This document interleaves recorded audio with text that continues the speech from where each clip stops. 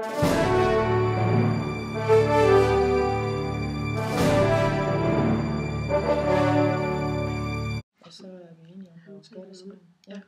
skal vi ikke gå i gang?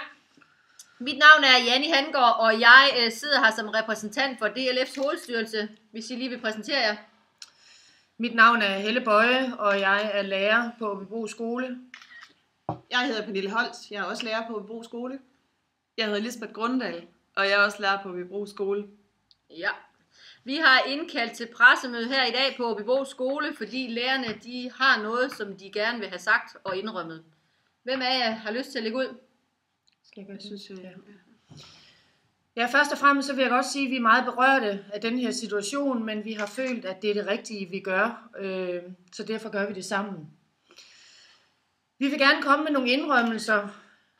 Jeg vil starte med mine, og vil sige, at i mit virke som lærer på Aabybro Skole fra år 2005, der vil jeg gerne indrømme, at jeg har altså talt med forældre efter kl. 18, også en fredag. Jeg har brugt IT i undervisningen en del gange, men det var dog i indskolingen, så ja. Jeg inddrager tit skolens fællesarealer i min undervisning, og holder mig ikke bare til mit klasselokale. Desuden der bruger jeg ikke det, vi så kalder røv til bænkundervisning, men inddrager aktivt undervisning og bruger såsom hentediktat, grammatikstafet og løbelæsning. Ja. Pernille? Så vil jeg gerne tilføje og indrømme, at jeg i mit virke som lærer siden 2002 har brugt flere af mine ferier på at skrive elevplaner. Også når mine børn har badet i poolen, så har jeg taget mig den tid, jeg skulle bruge på det. Så sent som i onsdags talte jeg med Carlas mor i Netto.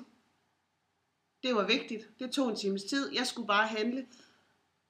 Men det var vigtigt for Carlas mor også lige at få talt med mig. Desuden har jeg forberedt mig fredag aften kl. 19, hvor jeg måske burde have set Disney Sjov med mine børn. Det så de så selv. Det er meget beklageligt, men jeg vil gerne indrømme, at jeg i perioden 2009 til 2013 frivilligt har brugt flere eftermiddage på følgende kurser. Smartboard, inklusion, undervisningsdifferentiering, læselyst for drenge på mellemtrinnet, klasseledelse, cooperative learning, iPad i undervisningen, online læremidler. Jeg er godt klar over, at det er rigtig mange, men jeg følte det som en nødvendighed for at kunne optimere min undervisning. Vi har alle tre kendskab til flere lærere, både på den her skole og på andre skoler, der har gjort lignende. Deres navne har vi selvfølgelig videregivet til Janni fra DLF. Hvad der videre skal ske, det er selvfølgelig op til jer. Vi er selvfølgelig godt klar over, at det her det vil medføre en intern undersøgelse, og vi er klar til at tage vores straf. Vi ved, at vi har snydt og bedraget og løjet og ført andre kollegaer bag lyset. Det er vi selvfølgelig rigtig kede af, men vi er klar til at råde bod på det. Ja. Vores samarbejde med Danmarks Lærerforening, det bygger på en fortrolighed, der gør, at vi ikke kan uddybe de her indrømmelser nærmere.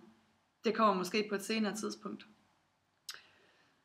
Vi vil gerne udtrykke vores taknemmelighed over for Janni Hangård fra DLF, som i den her situation har udvist stor opbakning og støttet op omkring os.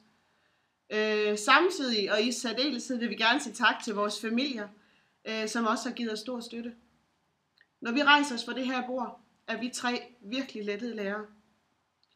Afslutningsvis vil jeg gerne sige på os alles vegne, vi vil gerne sige tak til vores elever og deres forældre, som trods alt har støttet op om os. Tak skal I have. Det er jo nogle fatale indrømmelser, der er kommet på bordet her i dag, og lærerne er naturligvis dybt berørte. Og det betyder også, at de ikke vil stå til rådighed for pressen for spørgsmål her bagefter. Men I skal have tak, fordi I kom.